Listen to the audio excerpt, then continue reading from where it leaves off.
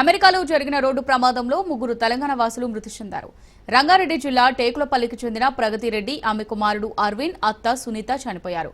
ఒకే కుటుంబంలో ముగ్గురు చనిపోవడంతో టేకులపల్లిలో విషాద ఛాయలు అలుముకున్నాయి. బంధుమిత్రులు, గ్రామస్తులు, వివిధ పార్టీల నాయకులు మృతుల కుటుంబ సభ్యులను పరామర్శిస్తున్నారు.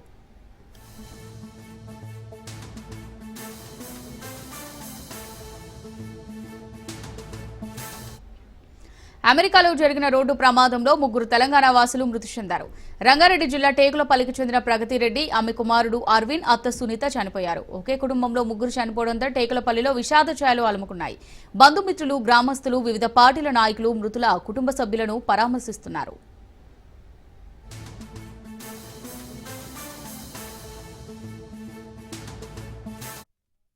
నా కూతుర్లు ఇద్దరు అమెరికాలో ఉంటారు. చిన్న కూతురు పోయి 13-14 గంటలు అవుతుంది, పెద్ద ఆమె పోయి 15 ఏళ్ళు అవుతుంది.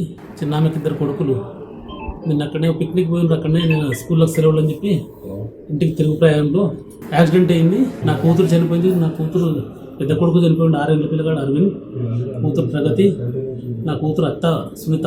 ముగ్గురు స్పాట్లోనే డెడ్ అయినట్టు నాకు ఇన్ఫర్మేషన్ వచ్చింది. మేము పోవడానికి ప్రయత్నం చేస్తున్నాము. యూఎస్ పోవడానికి టికెట్ బుక్ చేసుకుని ప్రయత్నం చేస్తున్నాము. నాకు కూడా లోటు. రైట్గా అమెరికాలో జరిగిన రోడ్డు ప్రమాదంలో ముగ్గురు తెలంగాణ వాసులు మృతి చెందారు. రంగారెడ్డి జిల్లా టేకులపల్లికి చెందిన ప్రగతిరెడ్డి, ఆమె కుమారుడు అరవింద్, అత్త సునీత చనిపోయారు. ఒకే కుటుంబంలో ముగ్గురు చనిపోవడంతో టేకులపల్లిలో విషాద ఛాయలు అలుముకున్నాయి. ఇక దీనికి సంబంధించి మరిన్ని డీటెయిల్స్ మా రిపోర్టర్ సాగర్ అందిస్తారు. సాగర్,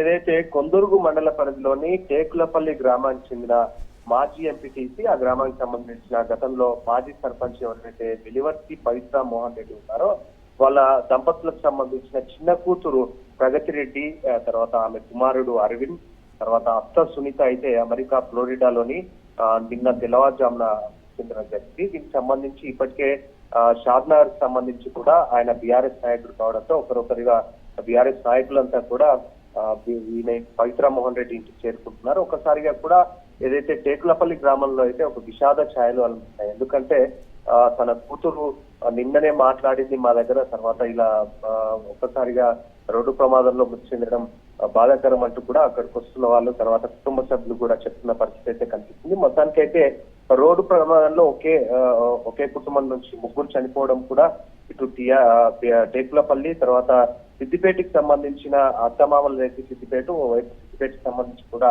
అక్కడ కూడా వాళ్ళ కుటుంబంలో విషాద ఛాయలు అలుముతున్న పరిస్థితి కూడా కనిపిస్తుంది. Amulya, right, thanks for the update Sagar.